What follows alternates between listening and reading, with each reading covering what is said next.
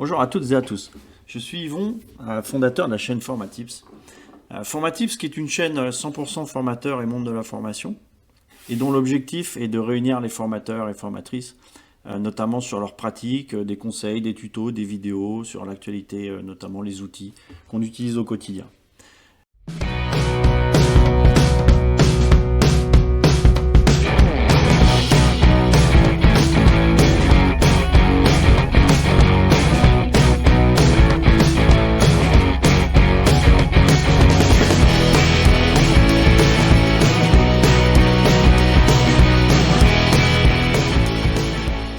Je voulais vous remercier encore une fois pour vos nombreux témoignages par mail et par LinkedIn interposés sur le lancement de la chaîne qui s'est fait récemment. Et puis bien sûr, pour bénéficier des mises à jour, des contenus et voir évidemment toutes les vidéos, les nouvelles vidéos, abonnez-vous, likez et partagez. Plus on sera, plus on apprendra.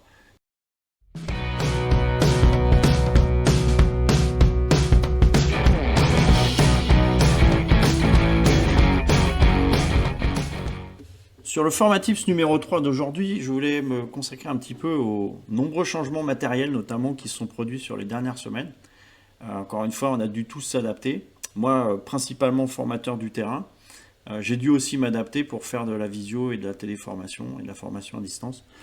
Donc voilà, je voulais vous présenter le matériel. Vous allez voir, c'est assez impressionnant, mais on se débrouille très bien.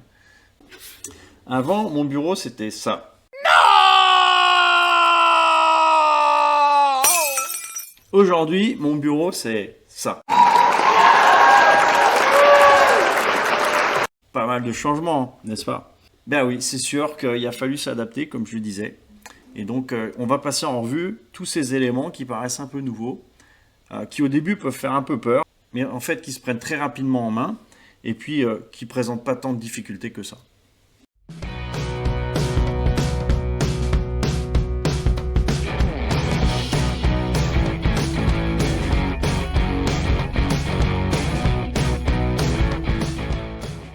Tout d'abord, commençons par l'élément essentiel et central, l'ordinateur. Vous n'allez pas me croire, moi j'ai eu beaucoup de chance. J'ai fait livrer le mien le 13 mars, quelques jours avant le confinement. Il est arrivé à bon port et il m'a permis quand même, il m'a bien dépanné puisque il a un écran tactile. Donc j'expérimente beaucoup la formation avec écran tactile. Je trouve que c'est très intéressant. Parce que ça permet de générer des interactivités et des nouveaux modes de fonctionnement avec les apprenants. On peut faire tout un tas de choses. J'ai déjà publié un tutoriel sur l'utilisation de PowerPoint et les annotations sur PowerPoint, sur lequel j'ai parlé de notamment cette possibilité. Je trouve que c'est intéressant. J'en publierai d'autres, évidemment, de façon à montrer le potentiel de cet outil.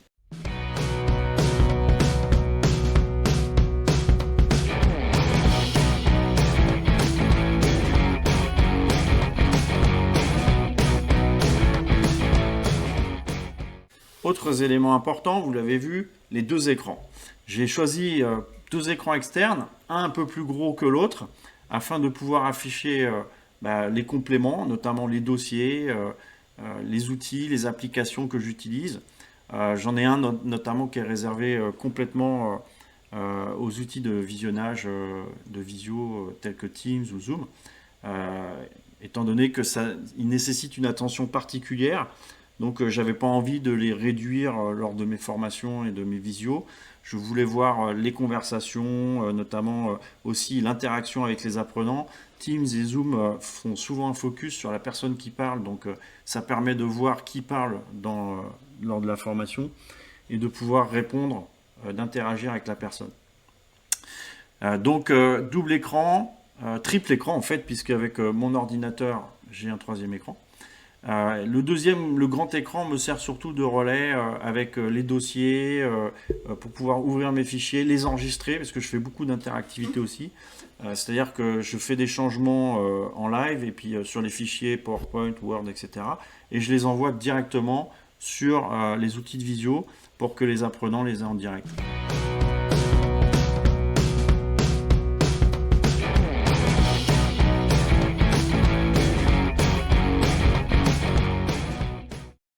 troisième outil, à mon sens, nécessaire et indispensable, le micro. J'ai choisi, moi, un micro déporté. Pourquoi? Parce que le micro de la webcam ne me satisfaisait pas, ou le micro du PC était un petit peu léger. Et je trouvais que ces micros déportés permettent notamment une meilleure qualité, un fond sonore qui est meilleur, et bien sûr une régularité dans la voix qui est plus agréable, notamment lors des visios qui peuvent durer 2-3 heures, lors des présentations et des téléformations. C'est très intéressant. J'ai choisi un micro à bras, vous voyez, qui est assez sympa, et il est très mobile. Il me permet assez rapidement de l'éloigner ou de l'approcher en fonction de ma narration. Et puis, bien sûr, de le positionner où je veux en fonction de mes besoins.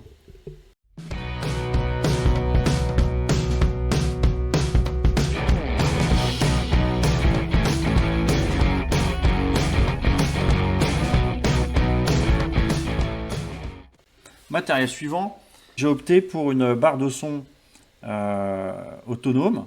Donc c'est une barre de son en fait qui a une puissance d'une vingtaine de watts, qui est largement suffisant pour faire ce que je voulais, c'est-à-dire entendre mes apprenants, entendre mes interlocuteurs aussi lors de visio.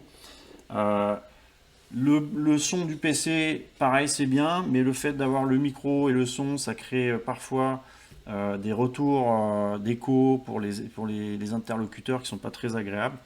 Donc là, on a un son net, clair, avec une bonne rondeur aussi au niveau des basses, ce qui permet aussi d'avoir une qualité d'écoute qui est meilleure.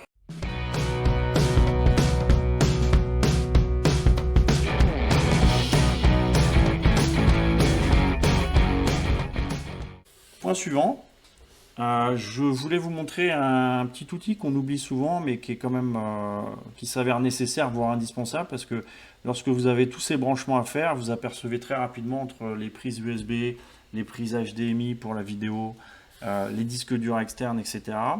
Vous vous retrouvez avec 5, 6, voire plus prises USB à brancher, et donc sans ce type de station de bureau pour portable, vous vous retrouvez très rapidement bloqué.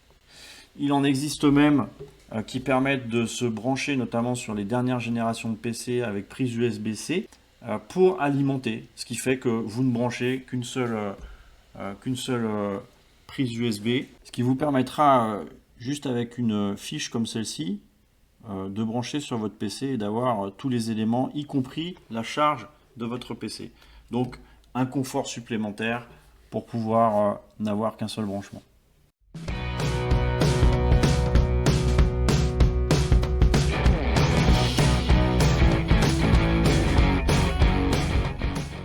Autre petit élément qui semble qu'on oublie souvent et que j'ai tout de suite acheté moi assez rapidement pour les formations sur écran, c'est les lunettes avec filtre bleu. Confort, évidemment, on évite de s'abîmer les yeux. 8 heures par jour parfois de formation, ça peut faire mal aux yeux. Je vous garantis que moi, après mes premières formations, j'avais les yeux qui scintillaient un petit peu.